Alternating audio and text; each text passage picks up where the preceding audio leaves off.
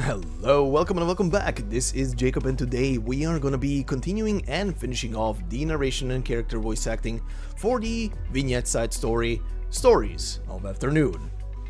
So then, considering this vignette side story is comprised of essentially individual stories, I will not be doing a recap here for the previous part, but for those of you who have missed part 1 of this narration, the playlist for it is in the description of the video if you want to start from part 1.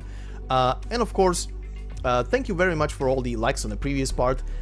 They, like I always say, they do help a lot in the algorithm, so thank you very much. But we shall proceed straight into our first story for today, which is titled The Wanderer's Home, and features everybody's favorite kitchen raider, even though everybody also wants her out of the kitchen. But yeah, time to see Kobi's first introduction to Rhode Island. So, shall we?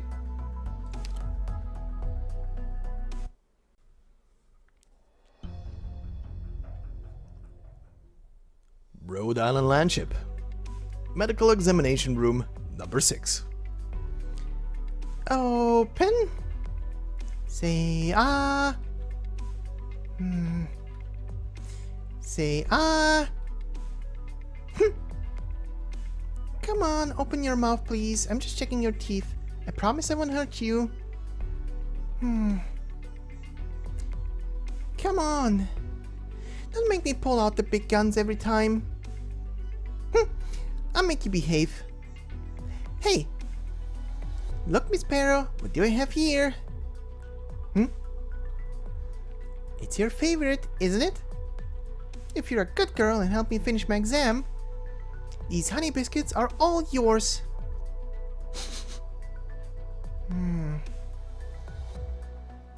That's weird. Why isn't she reacting to the honey biscuits? There's something wrong with your recipe, Hibiscus. How many times have I told you not to put weird stuff in your food? You never listen. Here, little Pero, I'll give you this. But you have to be a good girl.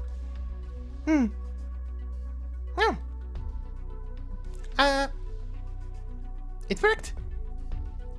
That's my little lava, so reliable. Too bad you're not. Okay, let's proceed with the oral exam. Swallow the crumbs. Okay, open wide. Hey, Hibiscus. Watch your tongue, Miss Sparrow. What? Why did you bring her back with us? Because we felt bad for her. Her infection is very serious. And the head of the Lithanian branch even said, "It's a good thing you subdued her. There would have been no hope for her if the police or bounty hunters found her first. An infected person as far gone as her, with the way the laws in Lithanian have changed, almost certainly would have been euthanized. If it's at all possible, please at least get her out of Lithanian's territory. Thank you." Even if she wasn't infected, the way she was just attacking people on the road would probably not have ended well for her. At least 24 groups of travelers got attacked before us. She hurt nearly 100 people. And that's just in Lithanian. Who knows what she did anywhere else? Not to mention her fighting skills. I don't think the 5 of us could have pulled off attacks like that. But all she did was take some food. She was just hungry. Ow! She almost killed me. If Cruz wasn't looking out for me and Beagle wasn't so quick with her shield, the Sparrow would have crushed your little sister with that rock-covered javelin. Miss Sparrow, please don't bite my hand. Okay. Your teeth are almost finished. Just a little longer. Hang in there. Yeah, good girl. Come on, Lava, don't be like that. Like what? I'm just stating facts. What's with you all of a sudden, getting pissy about every little thing? I thought you loved Miss Sparrow. Yeah, she's great. She loves me too.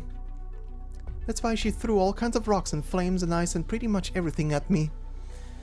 How did she master so many different complex arts anyway? Hey, little Pero, are you sure you've never studied the Regenium arts? Huh? Hey, I told you not to move. Lava, quit screwing around. I'm just asking. Lava! Alright, my bad. Whatever. Ah, sorry, Miss Sparrow, just a little longer.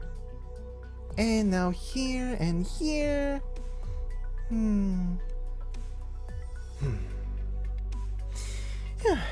That should be it.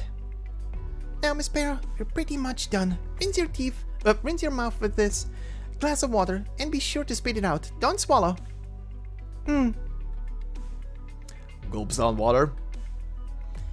Little lava, Huh? something's bothering you. None of your business. You were the first one in the squad to give her something nice to eat. What's that got to do with anything? After starving for that long, she shouldn't be consuming much sugar from a nutritional standpoint, but she really needs to supplement pretty much everything at this point. That's why Wait. you snuck off and bought a bunch of candy, only later realizing you'd spent all your money. That's enough. Or when we were bringing Miss Sparrow back, everyone was worried she'd run off. Only you were brave enough to try to communicate with her, building the trust we needed to take off her shackles. And once we learned she liked honey biscuits, it was you, among the 5 of us, who worked the hardest to make the best ones. Seriously, stop. Your big sister is very proud of you. Come on, don't talk about this stuff in front of her. I just did what I had to do. But it's so sweet, no need to hide it. Oh yeah, What? so the oral exam, that's the last part, right? Yes. And then what happens to her? Well, that's not up to us. The operators responsible for that are still talking over her case. Orchid said she'd have someone tell us in the afternoon. Anyway, after a busy morning and all those examinations, it's time to find a place for Miss Sparrow too. Hibiscus, Lava, are you still not done checking out Miss Sparrow? If we don't leave now, we'll miss Doberman's training. I'm going on ahead. Huh? Huh? Hibiscus? Oh, what?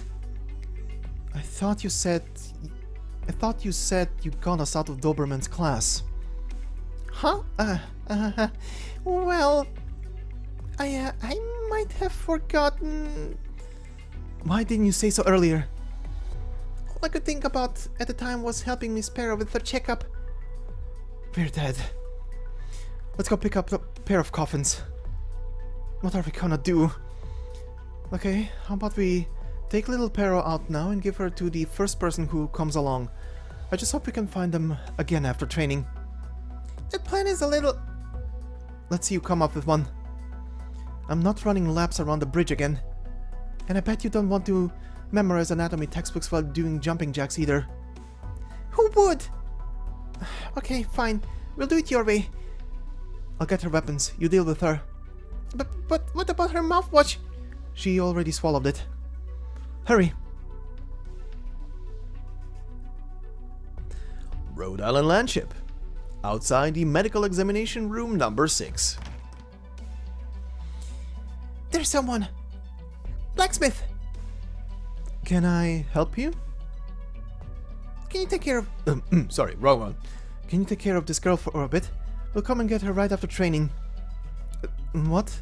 Girl? These honey biscuits are her favorite. If she gets cranky, just give Miss Sparrow one of these. Huh? And don't let her have her weapons just yet. Thanks. Thanks. Come on, come on, come on. Wait. I'm sorry, Miss Sparrow. We'll be right back. Only 3 minutes. She's gonna kill us.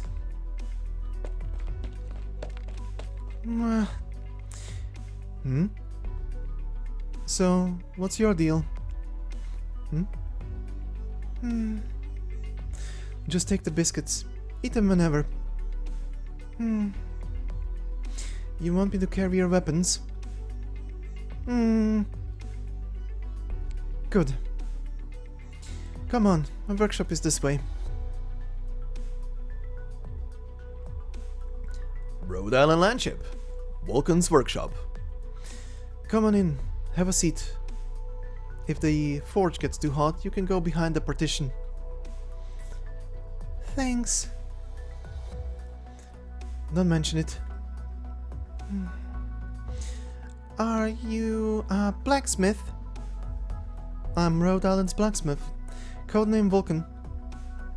Vulcan. Vulcan is Minoan? Yes. Can Vulcan check my weapons for me? I'm not authorized to perform maintenance on unregistered weapons. Sorry. Oh. Although the weapons she's holding, it feels somewhat familiar. But there's no harm in just taking a look. Can I see that axe you're holding?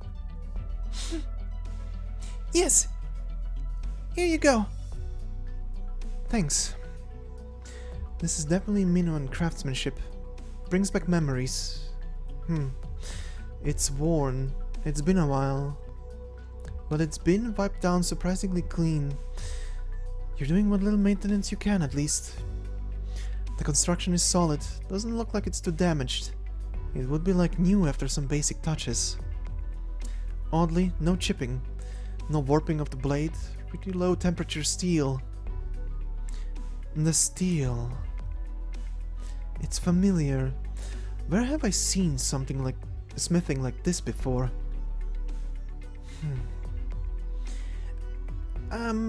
Ma'am? Ma'am? Whatever, she can call me that if she wants. On the X, near the grip, there's a word. It's my name. In Minoan. I wanted to go to Minos, but it's a long walk. No one I met could tell me my name. They could only tell me it's Minoan. Since Vulcan is a Minoan, you must know how to read it. Can you read it to me? Let's see here. Good thing it hasn't completely rubbed away. These characters... they're definitely Minoan. In standard pronunciation, this would be... K-O-B. Kobi. Should be Kobi.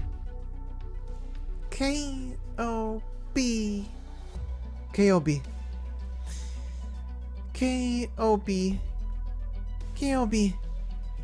I'm Kobi. I've got a name. Vulcan, ma'am. Ma'am? Again? Maybe I should give her a little nudge. What? People usually have two names, don't they? Like Lava has a different name when her sister calls her. She's Little Lava or something. I want one of those. Sorry, I'm not very good at naming things. Vulcan is a blacksmith. Blacksmiths are good people. And good people are good at naming. What is this logic? Whatever. She's just a kid. Let me think for a moment. Yeah! She wants a nickname. But I only know how to name weapons. What should I do? Keobesius? Keobini? Keobitia? No. She's not a weapon. I need another scheme. Think, Vulcan, think. Vulcan? She mentioned Little Lava before, didn't she? Are you okay, Vulcan? Well, there's a pretty easy way out of this. Might as well take it. We'll call you K. K? Yes. It kinda sucks. Kobi. Thank you so much, Vulcan ma'am. You're welcome. Don't be scared, Kay. It's just someone looking for me. No bad guys here. Put down the weapon, okay? No bad guys? No bad guys. There's no bad guys at Rhode Island. I want to stop here for just a moment. Even back then, originally reading this text, way back when this released originally, this made me go like, are you sure? Are you sure, Vulcan? Have you taken a peek around Rhode Island? Have you, looked around a bit? Okay, I know what she's obviously doing here. She's basically teaching a child, please don't, aim a weapon. Well, someone who is on a mental level of a child to, not don't go and kill someone who is still kind of feral, lived a long while in the wilderness, and doesn't know what normal etiquette is around people. But there are no bad guys at Rhode Island. Sorry, that sentence is just like peak. Anyway, if you're scared, you can go behind the partition. Kobi isn't scared of anything. Good. Vulcan, are you in? Who is it? Hello, Vulcan. I'm an operator with the logistics department. I've come to relay a decision regarding the little paragirl who was brought to Rhode Island yesterday. Operator Hibiscus said she entrusted the paragirl to you. Is she still with you? Yes, come on in. Vulcan! Don't worry, it's okay. Good day, Operator Vulcan. Good day, little paragirl. Don't call me paragirl. My name is Kobi. Oh? Alright, Kobi. Now then, we have been over the details surrounding your rescue. Our determination is as follows. Please listen carefully. Due to the circumstances surrounding your arrival, your personal freedom had been temporarily restricted. We apologize for that, but from this point on, you will enjoy the right to free movement, effective immediately. Hmm? Am I not being sufficiently clear? I think she may not be getting some of the legalese here. Just give me the documents. I'll make sure she gets it. That would be a big help.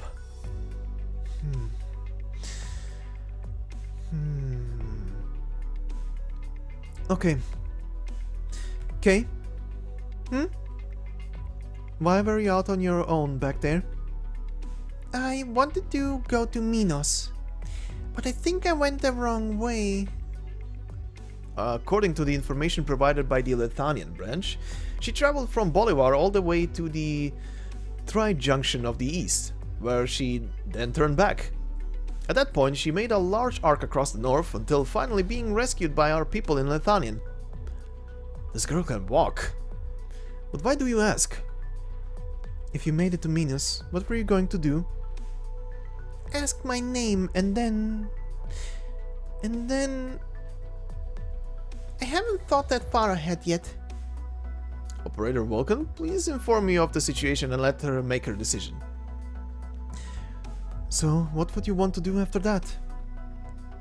I don't know. Think it through. It's important.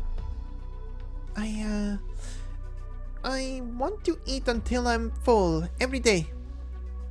Operator Vulcan, what are you? Shh, quiet. I want to spend half the day in a hot bath and then wrap myself in a warm blanket and lay there until I'm hungry again. I want a big house where I can keep all my treasures.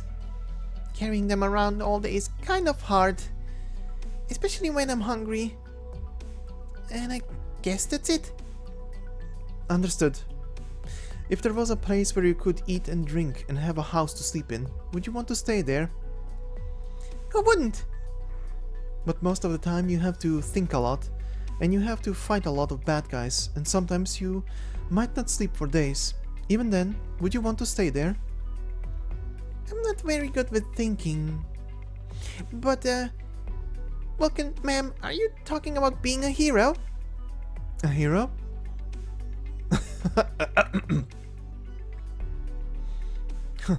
Yes, I'm talking about being a hero. I want to go there. I want to eat and be a hero. What more could I ever want? Good. Shouldn't you help her? She's made up her mind. Please take care of her paperwork. If she needs a sponsor, you can put my name down. But you're... Should I repeat myself? If you insist, I have nothing more to say. I'll prepare a follow-up test for Kobi at once. But please be aware that you will need to attach the appropriate guarantees and an explanation. I will. Well, I'll take my leave then. See yourself out.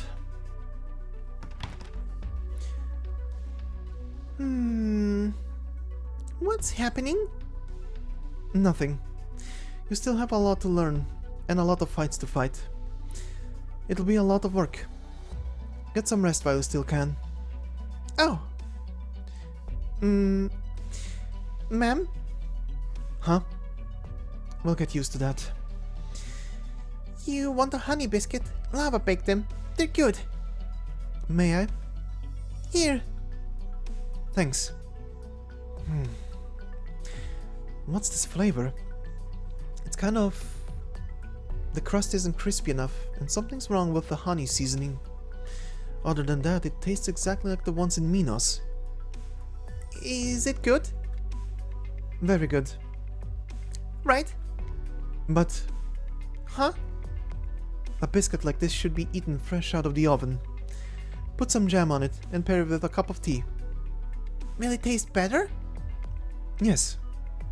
I'll ask Matterhorn next door to make some for you when I get the chance. He's great at making these sorts of things. But really? Yes. Thank you, ma'am. You're going to be subjected to a lot of testing over the next few days. We'll have to fix you up a bit, and your weapons too. How do you want them? You'll fix them for me? It's a blacksmith's duty to make sure a weapon meets its builder's needs. Just tell me what you need. I want all my treasures to look as good as the weapons here in your house.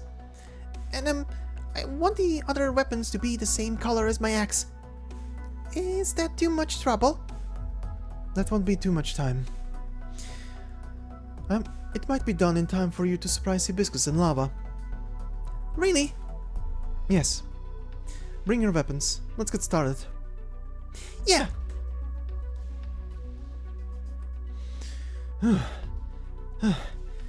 I'm exhausted. Little Pero is gonna be okay, right, Hibiscus? She's so good at fighting and Vulcan is so nice. What could go wrong? Huh? Vulcan? Nice? Anyway, I know she won't do anything bad. But I'm more worried about that logistics operator who showed up in the middle of the training. He had a pretty big file with him. Gave me a bad feeling. Oh, not this again. In my experience, your bad feelings usually signal good things. I hope you're right. Oh, we're here. Who is it? It's Lava. We're here to see the little Miss Pero. It's unlocked. Come in. Ah, Lava and Hibiscus. You're here. Huh? Miss Pero? What happened to your weapons? Don't call me Miss Pero anymore. Call me Kobi. That's my name. Huh? Huh?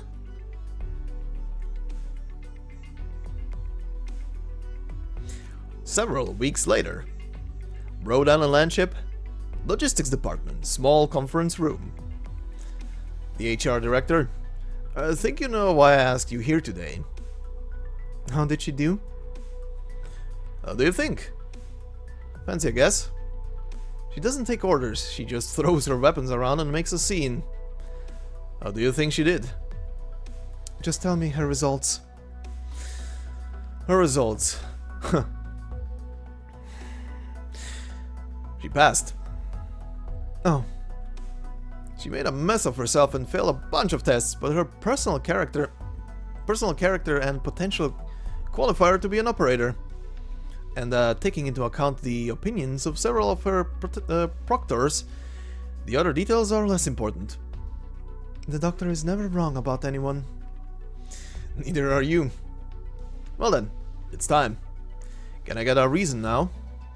Normally, the operator assessment process is initiated by the individual herself. We typically look poorly on situations where an individual has the decision made for her, especially when there is no guarantee a guardian or a relative involved. Sorry. That's all I get. Well, it's not that big of a deal. Rules were made to be broken. What is this, stile? Just give me a reason. I have to pass something upstairs. A girl who likes weapons can't be bad. Alright. Hold on, that's it? Yes. I'm gonna need a little more than that. A few more sentences, or there's no way I can finish this report. I have to? It's important. Well, I'm a blacksmith. I don't know people, but I do know weapons. If you have someone with absolutely no knowledge of weapons maintenance and upkeep, her weapons are going to get damaged after a long period of use. Still, she did her best to keep her equipment in good shape, to the best of her abilities. That was enough for me to affirm her talent and potential. How can you be so sure she doesn't know weapon maintenance? She can't use a whetstone, she doesn't know her oils. That's long before we start talking about any rules or scientific principles. The only thing she knows how to do is polish her weapons, and she's good at that. Okay. What else? That should be enough. You know better than me what has to go on a resume. I do. She's a Bolivarian, traveled the whole world looking for Minos and never quite found it. Still don't get why. All I can say is her spirit is commendable. It's always good to have faith. That's what I'm curious about. You usually don't pay much attention to people. This Kobi, is she that special? What is it about her that caught your attention? Her weapons. I'm serious, Vulcan. I'm serious too. How so? Her name was carved into that axe. Minos isn't Higashi. We don't just tape our names onto weapons in case we lose them. If your name is on a weapon, it means something big. Plus, I couldn't forge that axe. But the technique, I know I've seen it somewhere. I want to help her solve the mystery of that weapon. Then, maybe someday, she'll come back and solve something for me. I guess you could say I'm just a selfish blacksmith.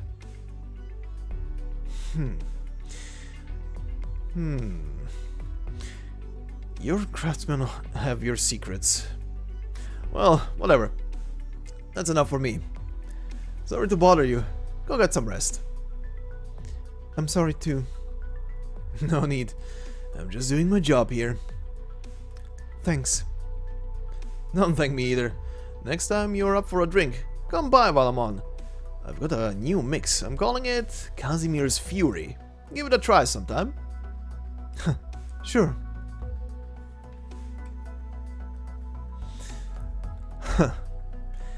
That's why I say HR ain't easy. Kids these days don't know how to write a proper CV. It takes a good chat to dig up all the juicy stuff hidden down there.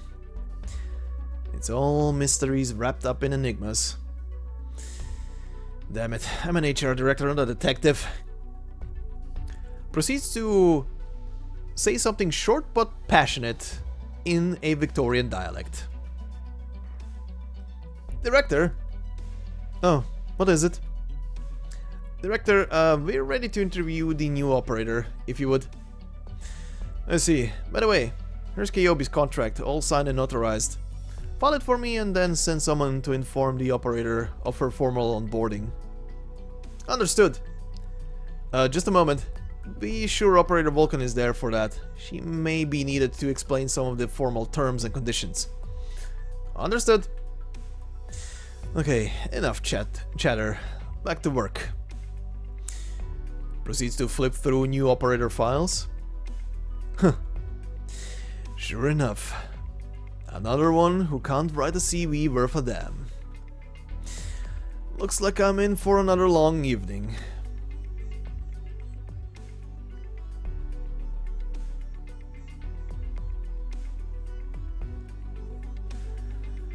And that is Kobi's introduction into Rhode Island. And a couple of little tidbits about the fact that she probably has some very strong ties to Minos.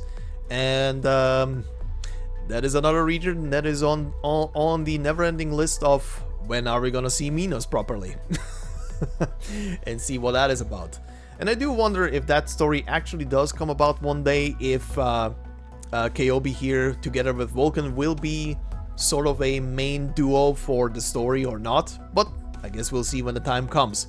But for now, let us proceed into our next story, which is the one featuring Orchid and her team. So let's start with asking for trouble.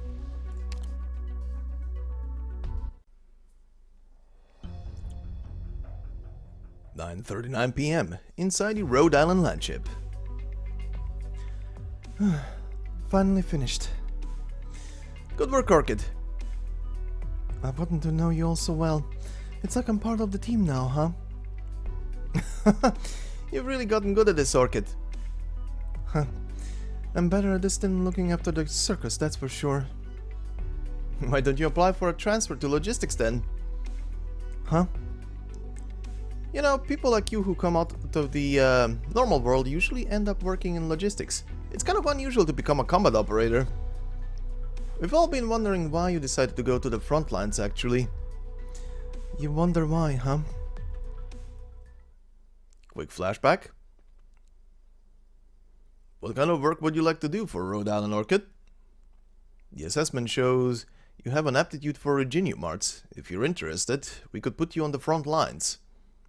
But since you are a civilian with no relevant combat experience, we still recommend that you join a logistics-related section. Of course, rest assured that even if you go into a combat role, we won't put you in any danger.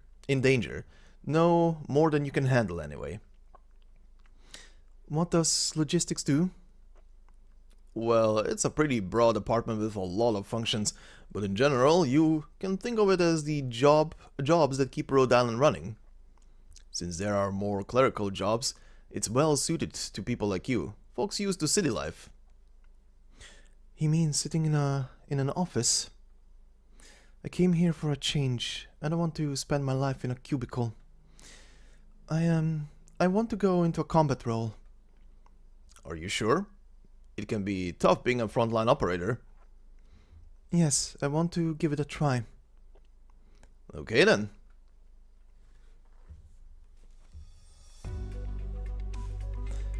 I probably shouldn't tell him I wasn't interested in office work. Let's just say I sort of fell into it. Yeah, that'll happen if you don't know what you're getting yourself into. Oh yeah? But I seem to remember we have a way to deal with these sorts of things. Let me take a look here. Yep, here we go. Combat operators of civilian origin who within 1 year of working as a combat operator find themselves unsuited to the role may apply for reclassification as a logistics operator. It will be unconditionally approved. You haven't been here for that long, so you should be good to go. Actually, everyone in A6 should be good, except Spot, since he was a Sargon soldier. And even with Spot, I bet we can find a little wiggle room. Oh yeah? I never thought about it before. It's not like our work is any easier than that of a combat operator. Rhode Island depends on us to keep moving. Yeah, right. Thanks. I'll think about it. Arkid, are you done yet? I just finished. Okay. Well, if it is a little pop car, is she waiting for you? Yes, I bumped into her on the way and she came along. Now that you mention it, I think I remember you applied for a double room to share with her. Yes. That girl is a handful. And who sends a child that small out to war anyway? But the rest of the team is either unreliable or even more trouble than she is. So here we are. Arkid, are you done yet? Coming. Alright, I better go. Don't forget what we talked about. I'll be waiting for your answer. Right.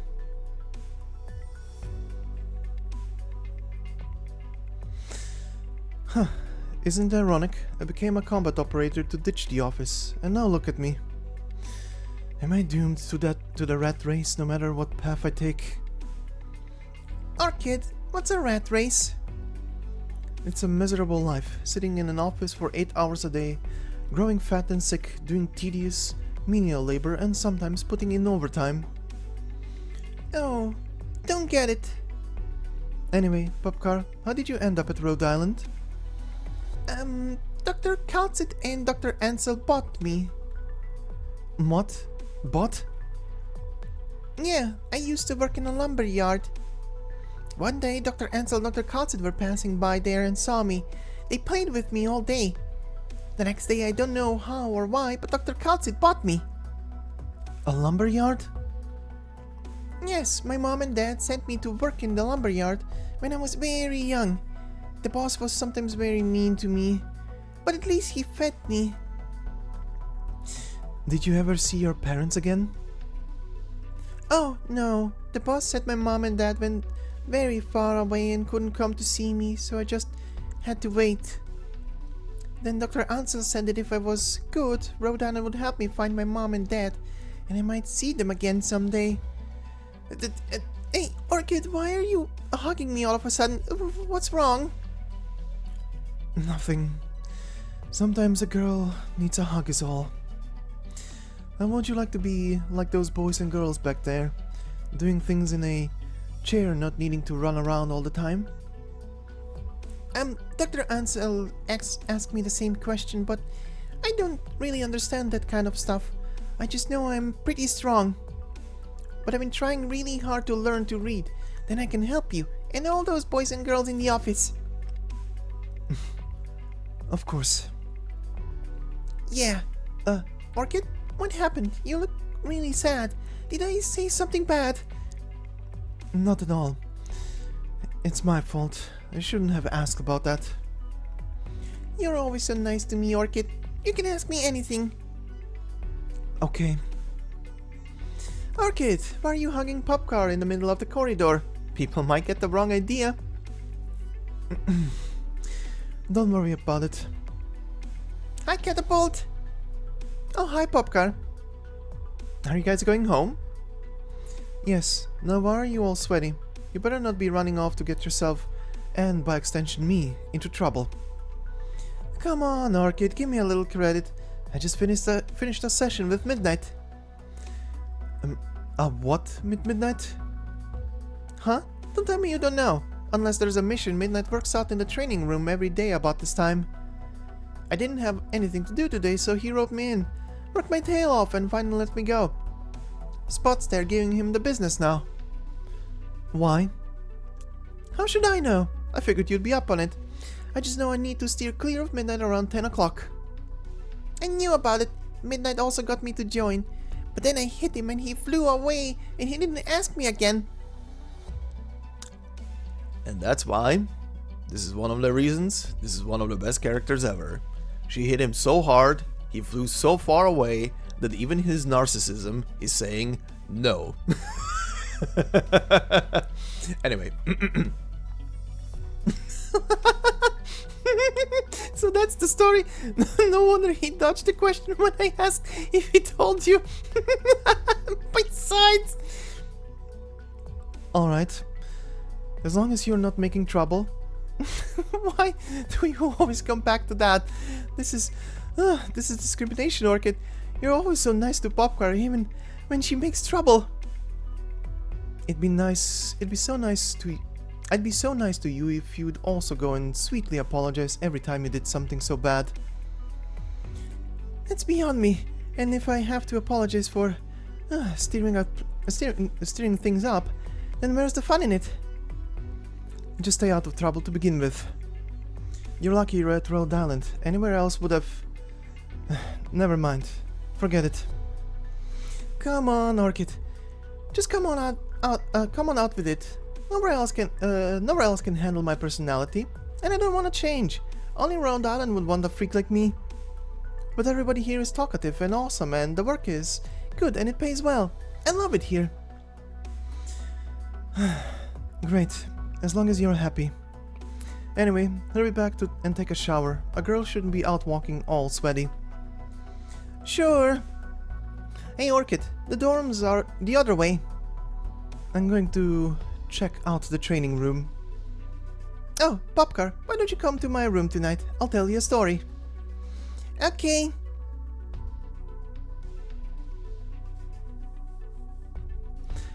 Training room.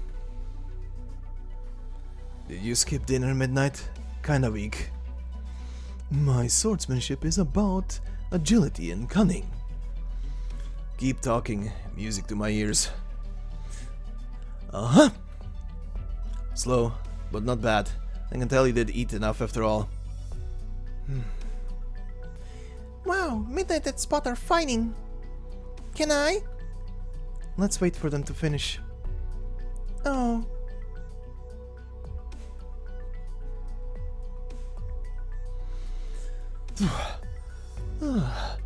Water, please. Here. Thanks. Your military lineage shows, Spot. You're usually so lethargic, but you're clearly much better than me at this. You've got something to be proud of.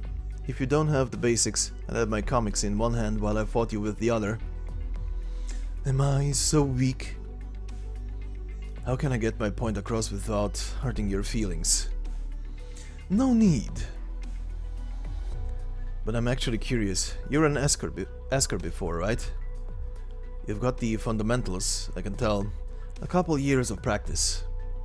That's not up to military standard, but for a civilian you can fight. Can I take that as a compliment?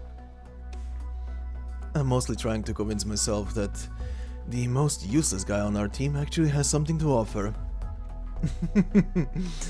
Actually... Midnight Spot! Huh?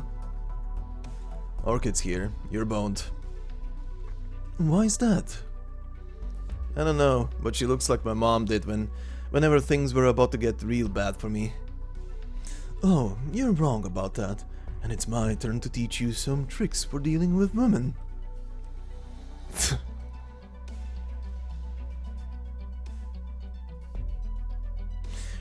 Good evening, Miss Popcar, Miss Orchid. What are you doing here? As you can see, I'm doing my daily exercise. And why didn't I know about this routine? I never thought you'd be interested, Miss Orchid, and it's all on my own time. Fair enough. But we're normal people, and Instructor Doberman made it clear that civilian teams like us won't ever end up on dangerous missions. So what's the point? Oh, good question. A truly fantastic question, Orchid. Let's take a break for now, shall we, Spot? Yeah, whatever, I'm just here to help out. I'll go and get a comic book to read.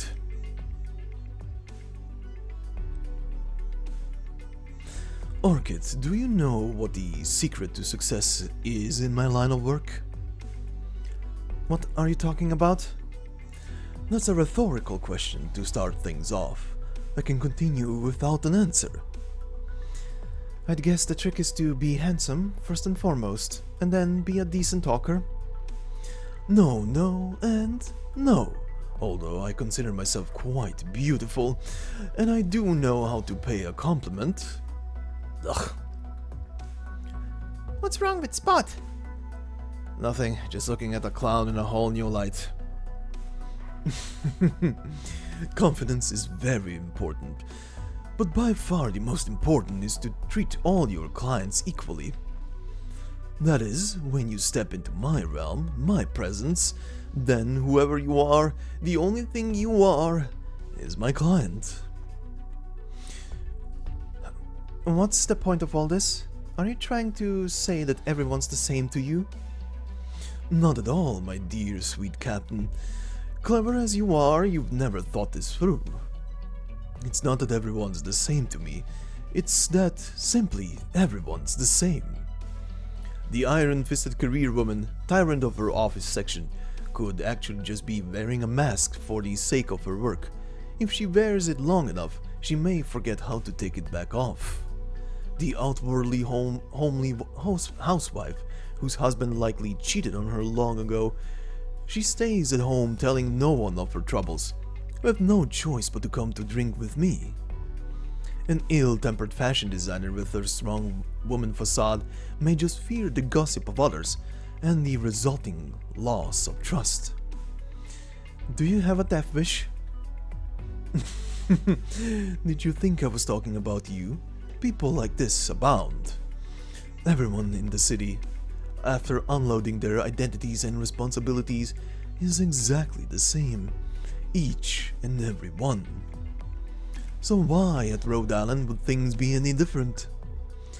Do the elite operators who go diving headlong into a war zone come back and unplug themselves like so much machinery? No, they drink and chat in the bar. They care for their freshly potted plants in the greenhouse. They listen to music. They read. They complain when a mission is too hard, or chuckle at how hilariously easy it was. They cry, they laugh, they mope, they hurt, and they die. They're no different from us, are they? You're a boy who knows how to give a speech. Thank you for the compliment. That all makes sense, but I still feel like it's not completely true. And I can't blame you for that. My industry as it is always had a bit of an underbelly to it. I have that advantage. But not you, Orchid. You grew up entirely in the light of day. The greatest hardship for you were lower pay than you'd like, insufficiently clear skin, traffic on your commute, those sorts of things. This world of violence and bloodshed is indeed a brave new world for you. But you're here. You made your choice. Shouldn't you at least try to understand it instead of shackling yourself to the common sense of your past? The common sense of my past. I'm not trying to be preachy. I'm definitely not qualified to preach. But wouldn't the fashion guru of Rhode Island understand that? Even you know about that, huh? I've talked to quite a few senior operators. I've heard a lot of interesting stories. And you're getting in good with them? I get in good with anyone, as long as they understand my language. This is my special power as the devil of the Eastern Night. Right. So you know perfectly well that the people who ask you to design their outfits and give fashion tips are ordinary people like us, don't you? By the way, Spot, you asked me why I knew how to fight when I was just an escort. Huh? Oh, yeah, I forgot. You ruined me.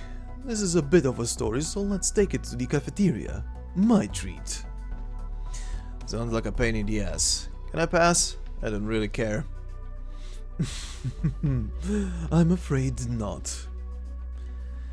Damn, I blew it. I should have slipped out halfway through.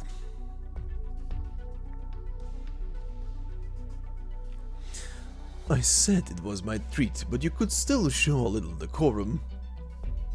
Do we have to? It's so good. Why aren't you eating, Orchid? I never eat after dinner. That's the mark of a modern woman. Right, back to business then. First of all, if I may be so bold to ask, Orchid, how did you contract telepathy? If that's too personal of a question, you don't have to answer. It's not a great story. Just one day I suddenly noticed a little crystalline growth on my body.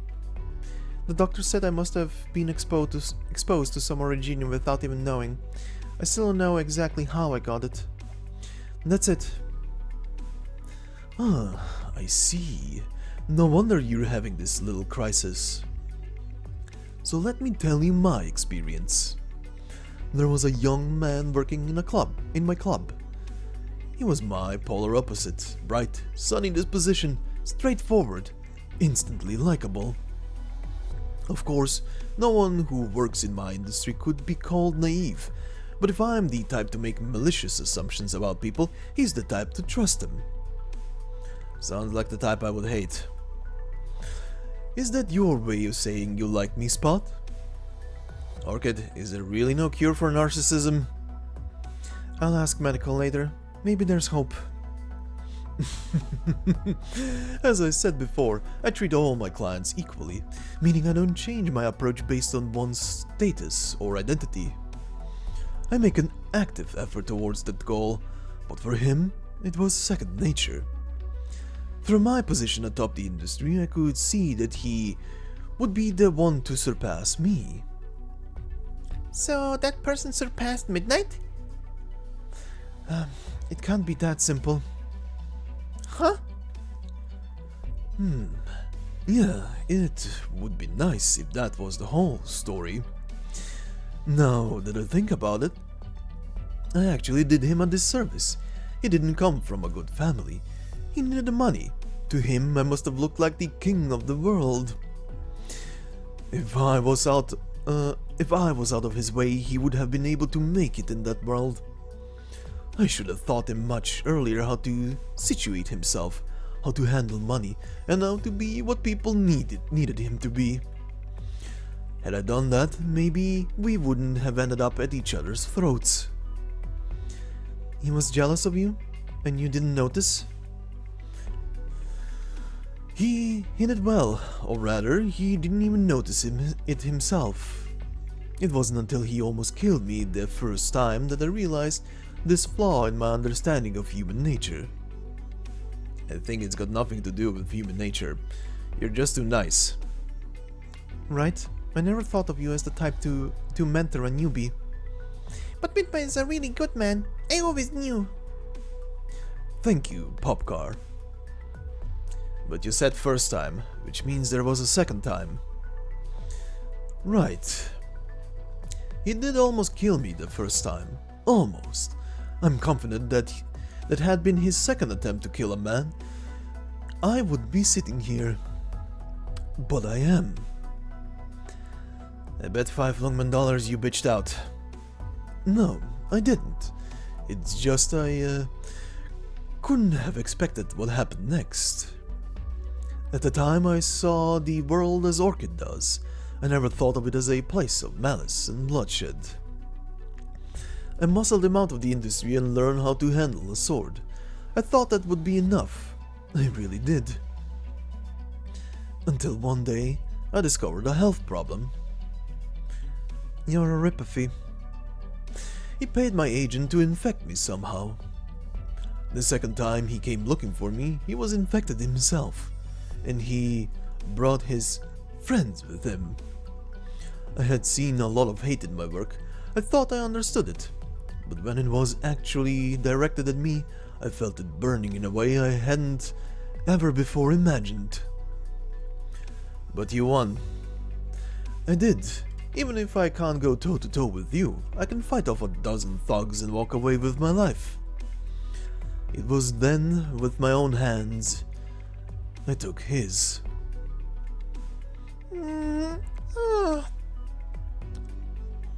What's wrong, Popcar? Poor Midnight. Don't cry, Popcar. Honestly, I should thank him for showing me how immature I was. After that, I learned about a place called Rhodes Island and made up my mind to leave the industry and come all the way here after registering with the office in Higashi. Along the way, I saw a lot and thought a lot more. I came to Rhodes Island with a deep understanding of this one thing. What are you looking at? Let me share my thoughts with you, Orchid. I'm not trying to say that because we've seen the cruel reality of the world here, we need to accept it. From our point of view, it's only natural to think that most of Rhodes Island's operators have been through unnecessary pain. We shouldn't feel inferior for having grown up in our relative safety, but isn't it an excuse for us to fight it either? Life is the same everywhere. Where we used to live, the only way to get what we wanted was to work hard and earn money. it's actually the same here. We could have chosen to join the logistics department and put in the same effort there, but I chose the path of war. Aren't you afraid to die? I think we're all afraid to die. But as you've learned in your time here, Orchid, sooner or later you have to fight to defend something. This would be a fine time to say, I'm training hard so I can be strong to defend you, Orchid, but I'd like you to think about something instead. What kind of life do you want to lead at Rhode Island? I understand. But I don't. Good, this is something you'll never have to worry about. Why not eat up instead? Here, you can have mine. Wow, thanks, Spot. He's right, you don't have to worry about this stuff, Popcar. And forgive me for dumping all this on you, Orchid, but the question you asked me is one I've been asking myself a lot since I came to Rhode Island, so I had a lot to say about it. Well, thanks for that. Oh, wonder of wonders, miracle of miracles, the blessed savior Orchid has finally shown me gratitude. Brother Spot, sister Popcar, such luck you have brought me. You're a dead man. Popcar, we need to get to bed. We have a big day tomorrow. Oh, we're done? We're done. Okay, good night, Spot. Good night, Midnight. Good night. Sweet dreams to the two beautiful ladies.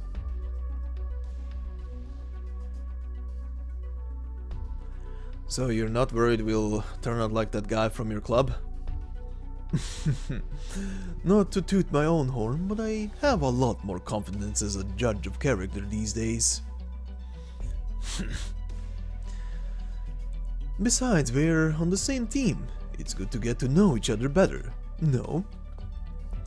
Sure, but I never imagined you'd be hung up on all that garbage. Now that I've thought it through, I don't need to trouble myself anymore. I guess so.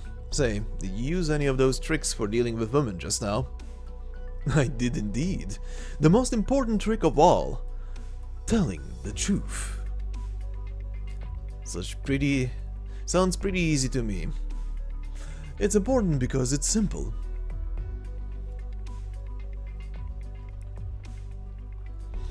Orchid, when we get back, can Catapult tell me a story? Not tonight.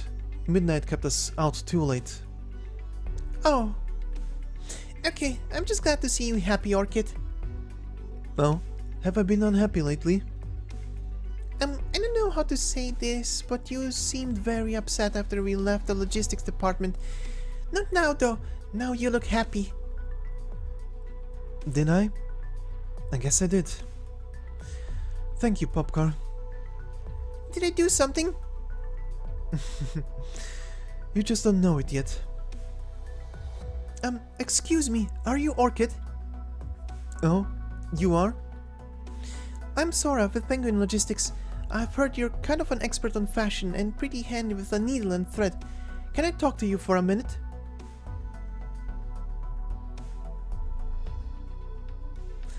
"7:23 p.m. inside the Rhode Island landship.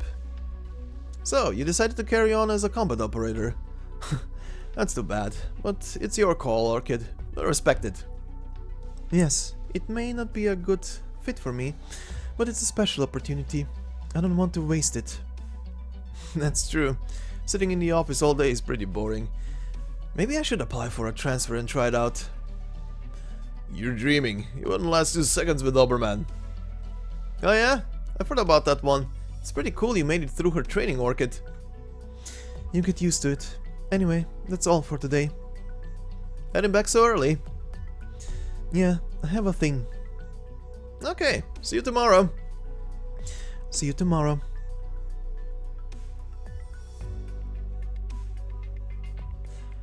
All these aches.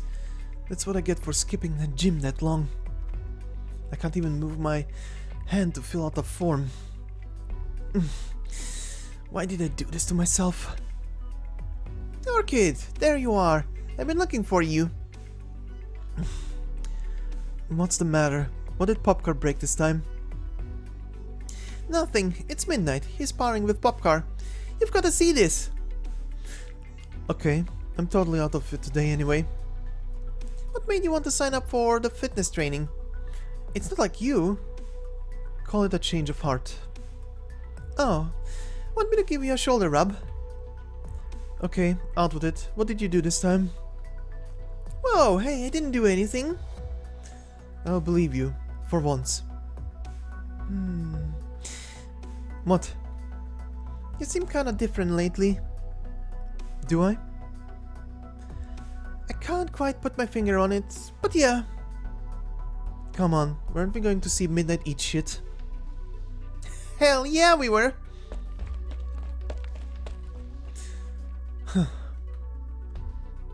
Go looking for trouble and you just might find it.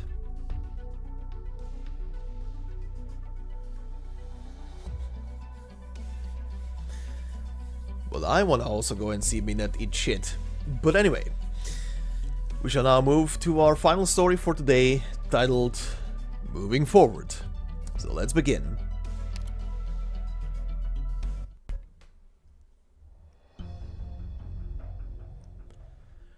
"10:21 a.m. Rhode Island Training Ground.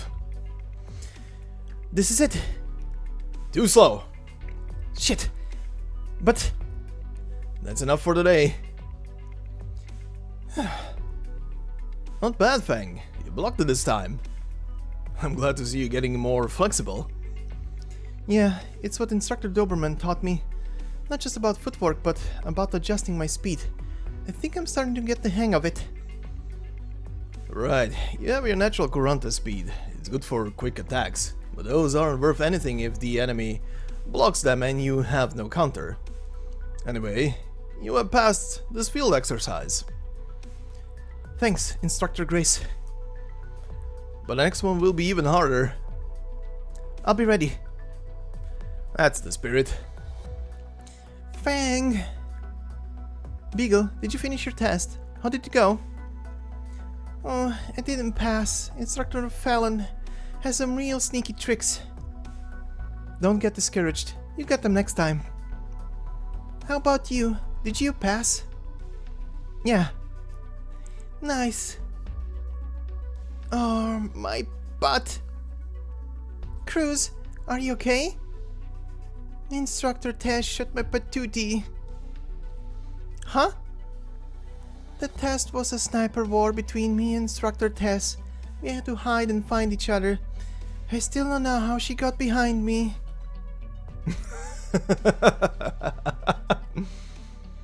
Don't laugh at me, Uncle Grace. I'll tell you, you get really unlucky. The other sniping instructor just happened to be out for a few days and you got stuck with Tess. Even I can't keep track of that phantom. My advice is you put the same effort into finding a sniper nest that you do into finding places to nap. Yeah, laugh it up. I just checked on Hibiscus and Lava. Lava passed, but Hibiscus didn't. They went home already. How did you do? Fang passed. Oh, Fang, you traitor. Why am I a traitor? I failed again. What is wrong with me? Don't be discouraged, Beagle. We still have plenty of chances.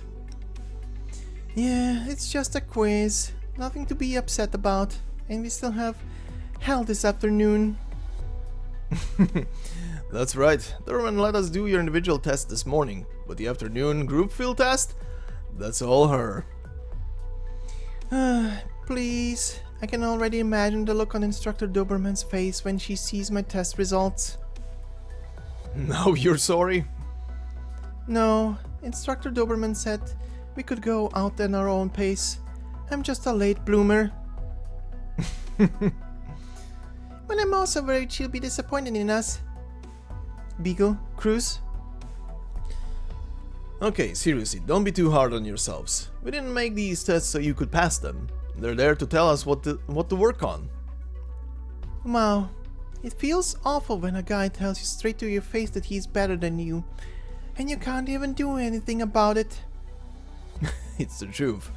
There's a huge skill gap between you trainees and us instructors. That's why we're your teachers. That's what we're here for. And even if you haven't noticed it yourselves, you've made huge strides since you came to Rhode Island. He's right. Yeah, I guess he is. And really, you girls are doing great. The instructors you went up against are all experts in your respective fields. Do you have any idea how we got where we are? What we've been through? No way. Yes, Doberman alone trained us. Hard to believe as it may be, Doberman today is 100 times softer than she used to be. Huh? Are you talking about the same Doberman? She's soft? That's not funny, Uncle Grace. I'm not kidding. Flashback. Grace, my ambulance runs up a mountain with a pack twice that size. You really can't handle some light jogging? Fallon, you want the enemy to die laughing? Is that what you're going for with these clumsy slapstick attacks? Tess, you falling asleep on me? Hold your gun straight. Don't let me out of your sights. Victor, the enemy doesn't give water breaks.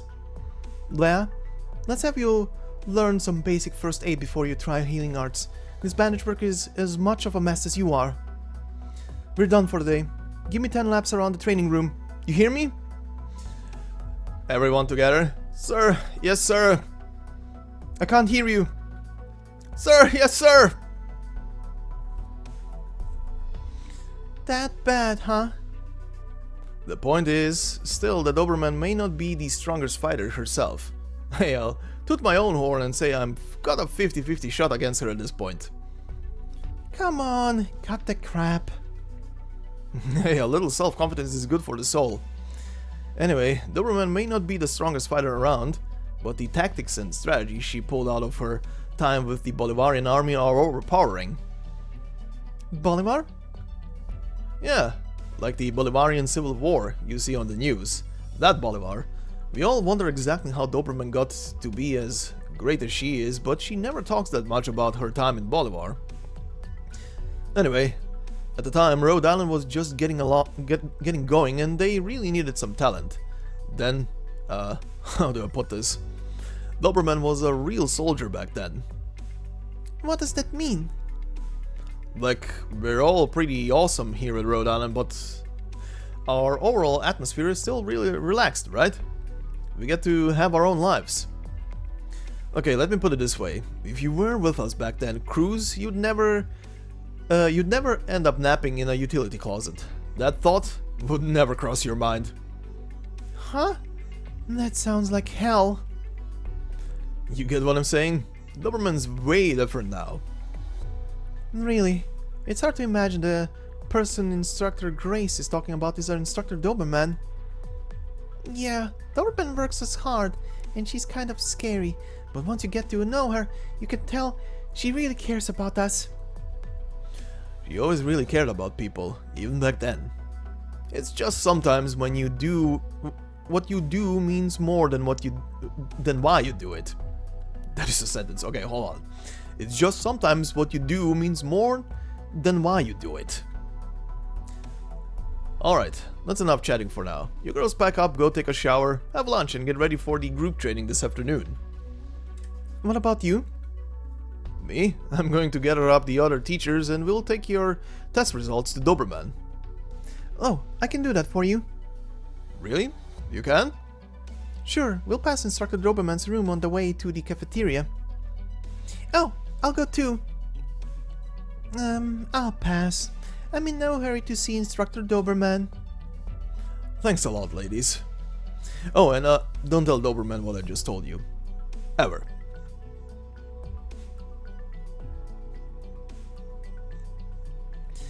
Instructor Doberman! Oh, what are you two doing here?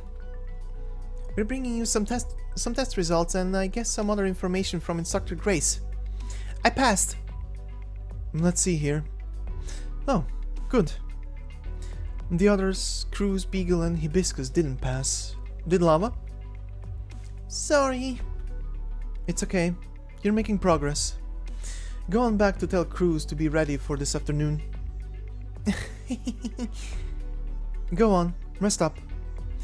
Okay. Hey, Instructor Doberman, are you cleaning your room? Yes, I do so regularly. Can I help you? Huh? Why? Sometimes you want to give back to your teacher, you know? Oh, I'll help too. Unless we'd get in the way. No, not at all. I'm just a little surprised. I thought you were scared of me. No way. I have a lot of respect for you, Instructor. Me too. Alright. I'll take that help. Thanks. Okay. Okay.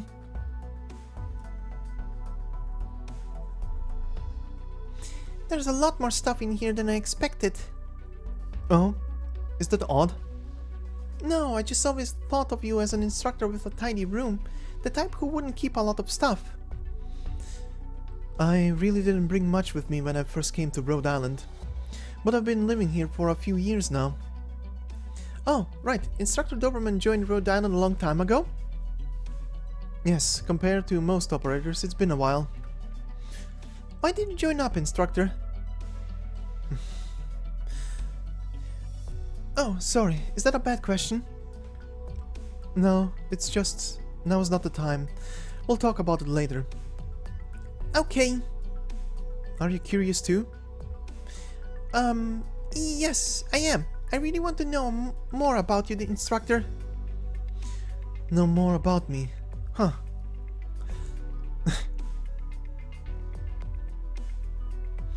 Might as well start on the wardrobe. Hey, Instructor Doberman, is this a uniform? Huh? Yes. It's a souvenir I kept from my time in the army. Wow, it's very cool. It is. So which side did you fight on? You know a bit about Bolivar, huh? And don't I remember that Beagle is also Bolivarian origin? You might immigrated to Colombia, is that right? Yes, but I only heard about Bolivar from my parents. I'd love to hear more about it. Oh, but it's not like I just came because... Relax, even if you did, it's okay. Come and help me with bedding. Okay. There we go. Thanks. There are currently 3 factions in Bolivar. The nominal, official government is a puppet controlled by Lithanian, since they led the forces that won the war against Colombia. Then the autonomous government resulted from a parliamentary split. They've been looking for a chance to seize power. They're well-founded and offer a challenge to the puppet government. Last, we have the Bolivarian resistance, an uprising made up of ordinary people fed up with the struggle of the powerful. I serve the autonomous government at the rank of colonel. Wow, a colonel! Instructor Doberman is awesome! That's a high rank. Yes, it is. I'll up down the top of the wardrobe. There must be lots of dust up there. Oops! Something fell down. It's a bunch of metal tags? Huh? These are nameplates. Nameplates? Like the ID cards we have at Rhode Island? Yes, soldiers in the army get these plates issued with their name on it under and unit number for identification. Ah, really? Can I see them? Take a look. Ellen, Juan, Jose... I can read the names, but I can't make sense of these abbreviations. Those indicate some things about the units they served in. Don't worry about them. If you have their nameplates, does that mean they're... Yes, they're all dead. Oh, so were they important people to you? Important? Colonel, your men died bravely. Don't grieve for them. Their deaths have saved my career and yours. You won't be reprimanded by the brass. At investigation, no one will remember these tags. The truth? Colonel, people need pretty or at least decent results. They don't care about the truth. Colonel, remember your place, and don't forget who it was who raised you up from a common soldier to the command you hold today. I didn't know them well. We barely spoke. But yes, they are important to me. Huh. We're just about done cleaning. Come here. Did I do something wrong, Instructor? No, I wasn't trying to hide them. That's why they were just kind of left up there. But your question got me thinking, so I want to talk to you. Oh, well, I'm honored. Relax, just have a seat. I will tell you about my past at some point, but not now. For now, I just want to ask you a question. What do you think is the defining characteristic of a soldier? Is this a test? No, there are no wrong answers. Let's see, combat proficiency? Most people learn to fight. The operators here all do. And you too will. It's not something unique. Is it being able to use some kind of awesome weapon?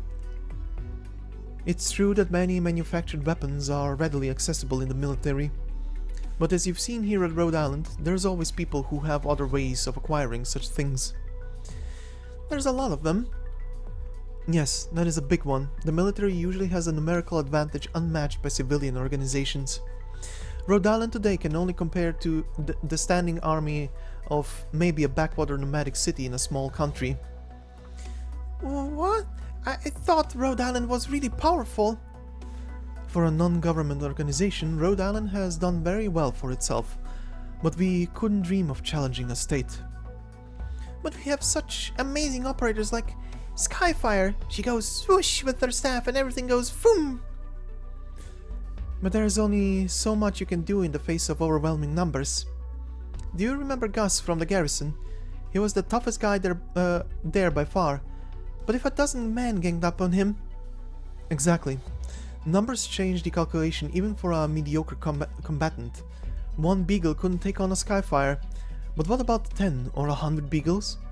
Think about it. 100 me's? We could crush Skyfire. Sorry, Skyfire. Exactly. The number of times a lone individual has used their individual strength to influence warfare on a national scale is zero in the entire recorded history of human conflict. Anyway, to digress a little, there's a reason I haven't been systematically explaining the army to you in your prep courses. There's just no value to it. My greatest hope is that you'll never have a chance to apply any of this knowledge. This little lesson here is completely voluntarily.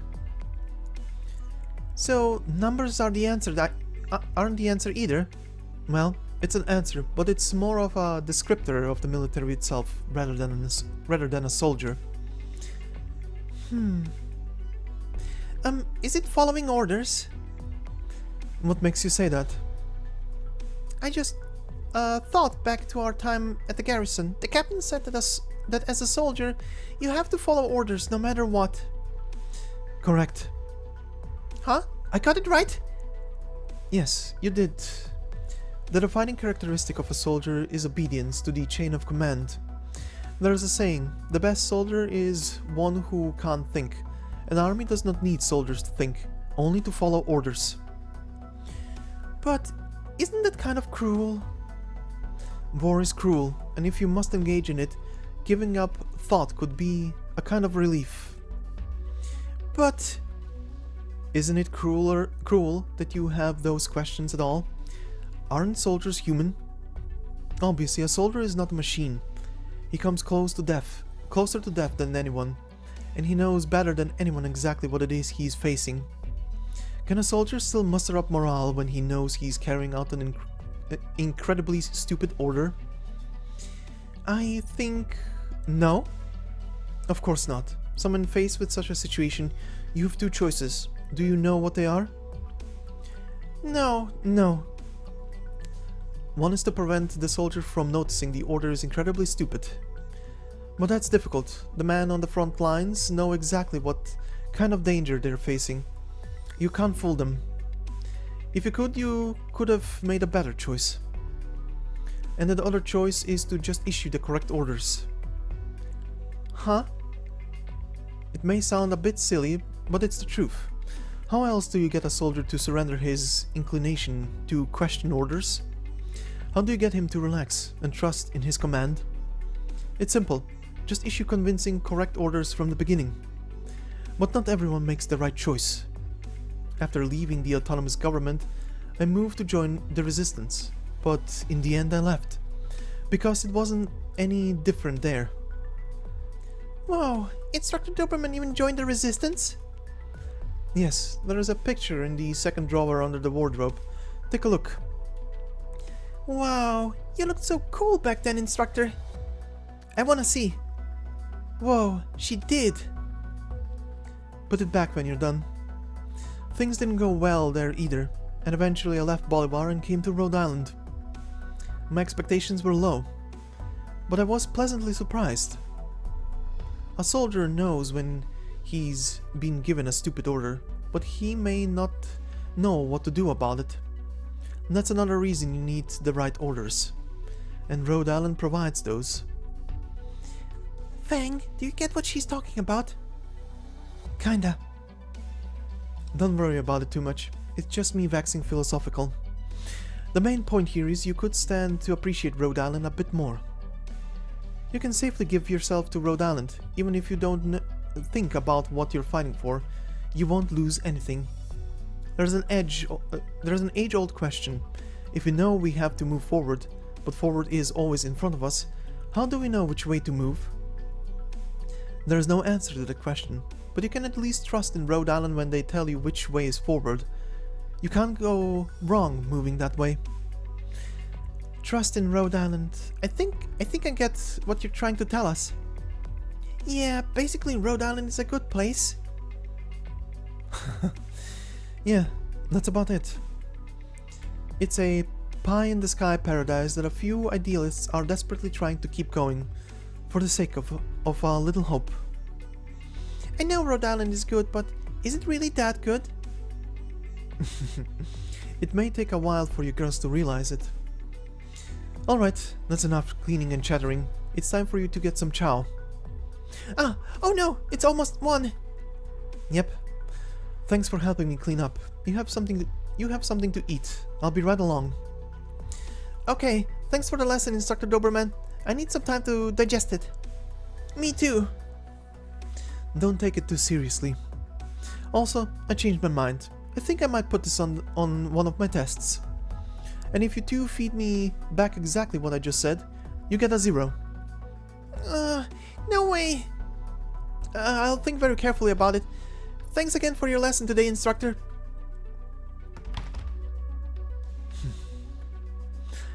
Instructor, huh?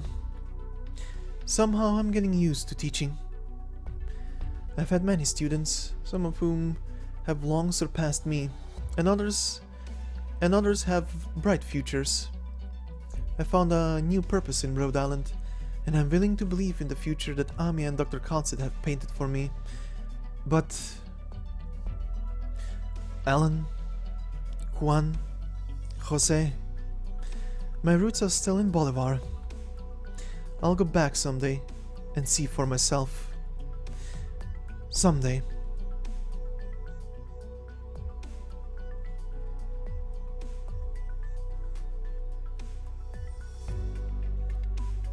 And that was all of our stories. So then, as a quick little review about single one of these, they're pretty much like what I said in I think it was in Operational Intelligence very recently. These old vignette side stories, when it comes to like stories about individual operators from Rhode Island, are pretty much the same thing we have today with the operator records assigned to each operator. In some cases, the operator gets 2 of them, the first one being the shorter one, the second one being the extra long one.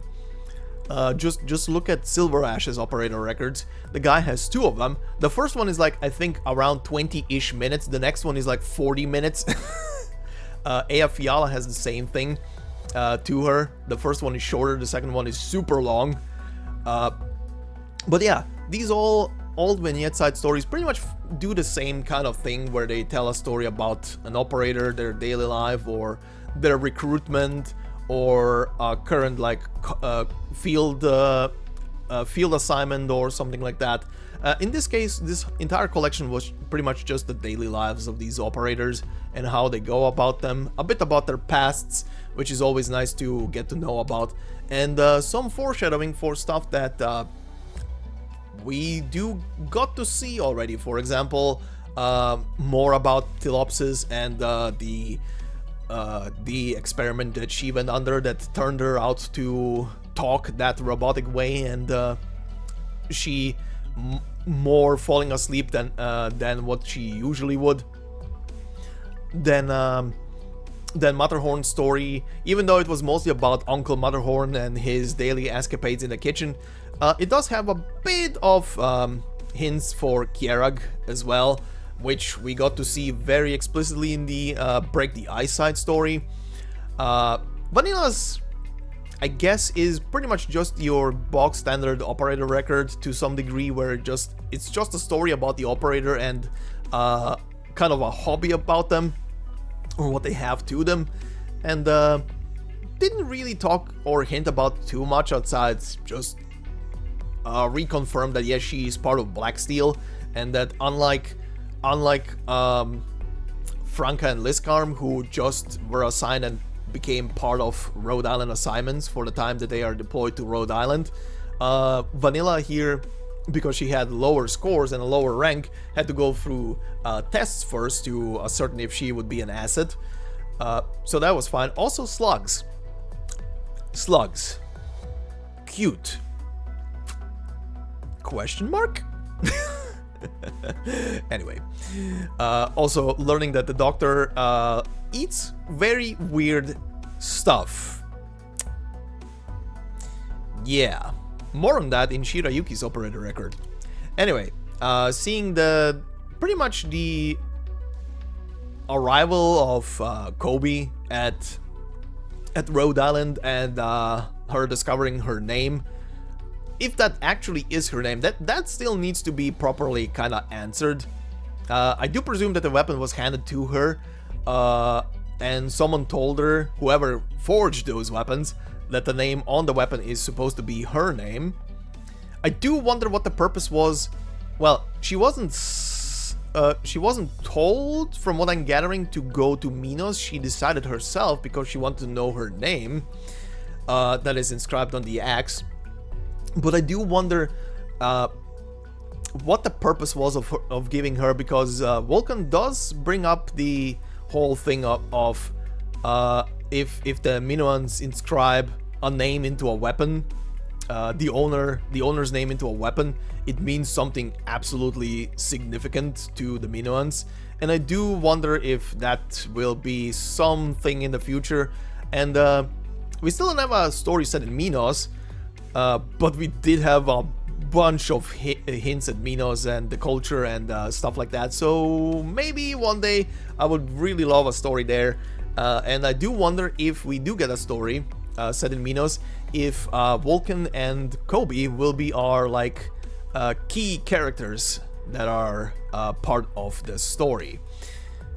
I would appreciate it personally, because I would love to see who the person was, or rather, I would love to see more about the person who crafted those weapons for Kobi, and of course what Vulcan's connection is to that whole thing, because she apparently does know, or rather might know, who the person is in that regard. Then our next story in here was the Orchid story.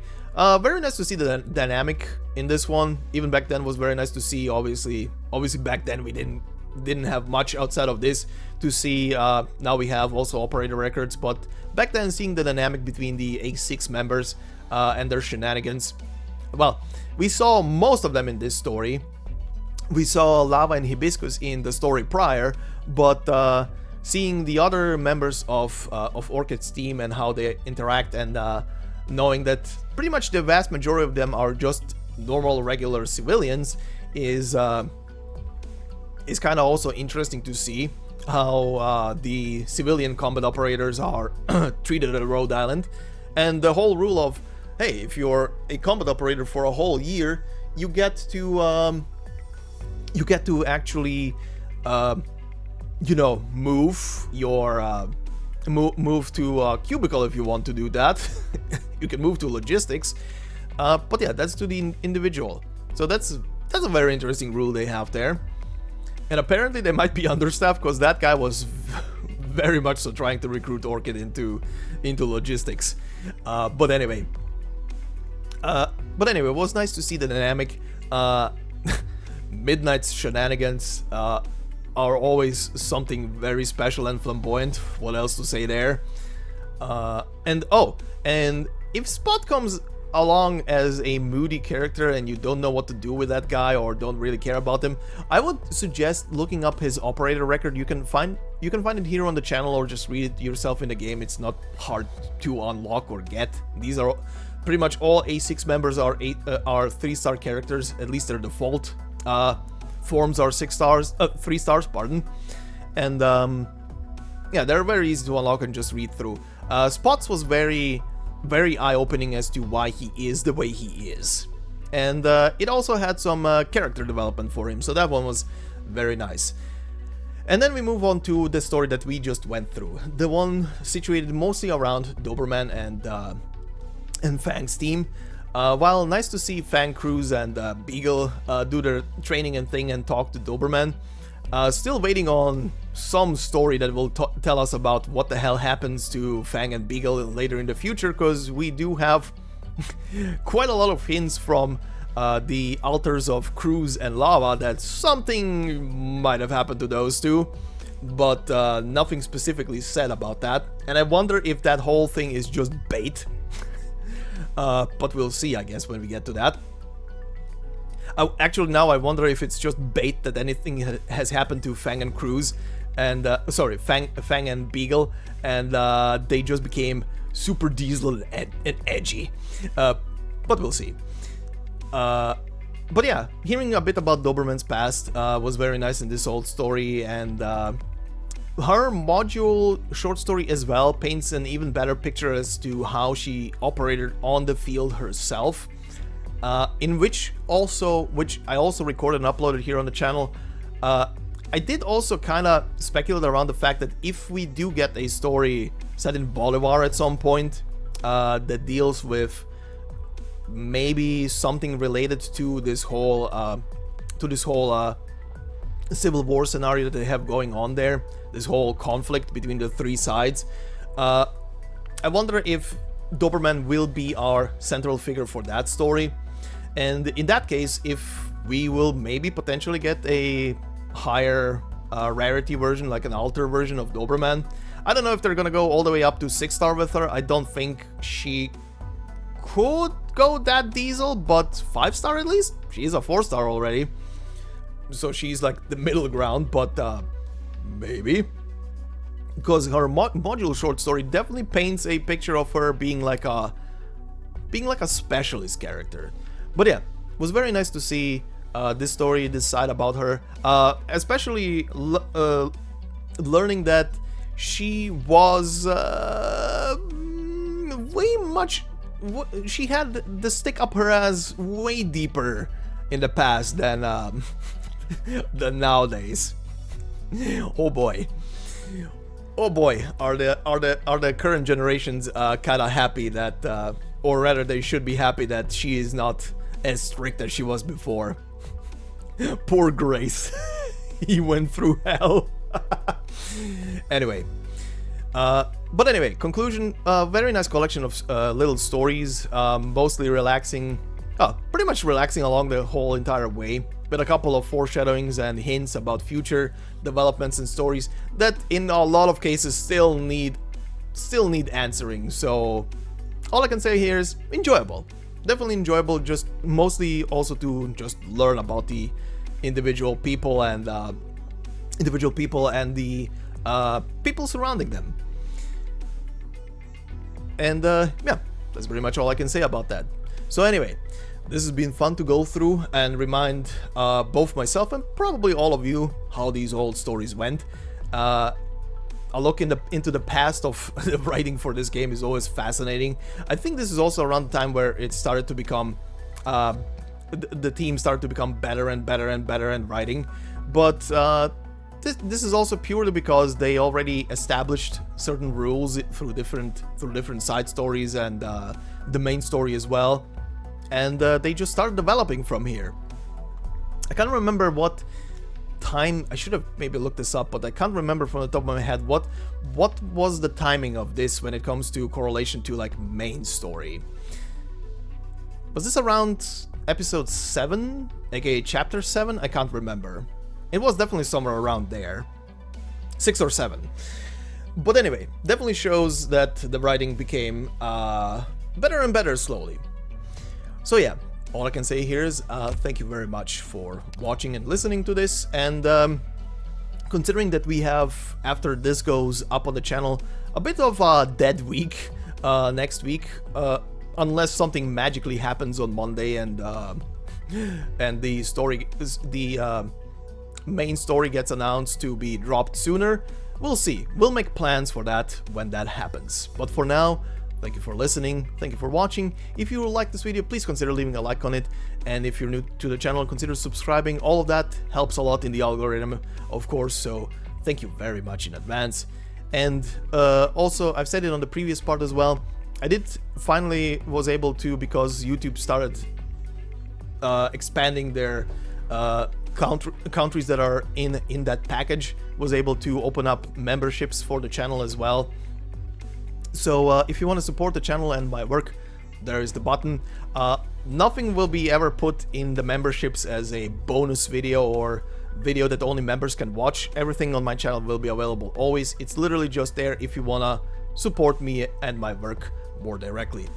So for all of that, thank you very much, and I hope you have a fantastic day wherever you are, and I will see you in the next video. Until then, bye bye.